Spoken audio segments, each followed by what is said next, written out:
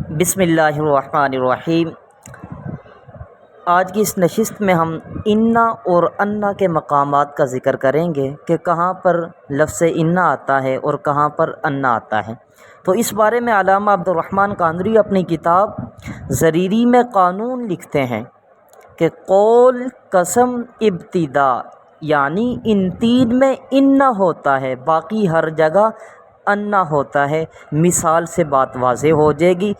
پہلا جملہ کیا بولا؟ قول، یعنی قال یقول، قلت اقول کے بعد انا ہوگا، جیسے قال ان رسول اللہ صلی اللہ علیہ وسلم۔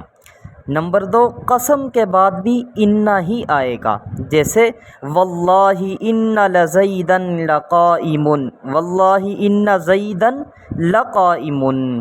نمبر تین، ابتدا، یعنی جملے کے شروع میں انا آتا ہے، جیسے ان اللہ غفور الرحیم۔ تو ان تین مقامات میں انا لفظ آئے گا، باقی ہر جگہ انا کا لفظ آئے گا۔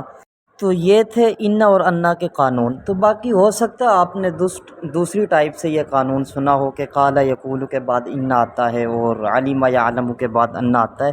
تو بہرحال یہ میں نے حوالے کے ساتھ آپ کے سامنے قانون پیش کر دیا ہے۔ امید ہے کہ اس قانون کا اگر ہم اعتبار کریں گے، اس کو ذہن میں رکھیں گے، تو ہمیں انا اور انا کے مقامات کا پتہ چل جائے گا۔ السلام علیکم۔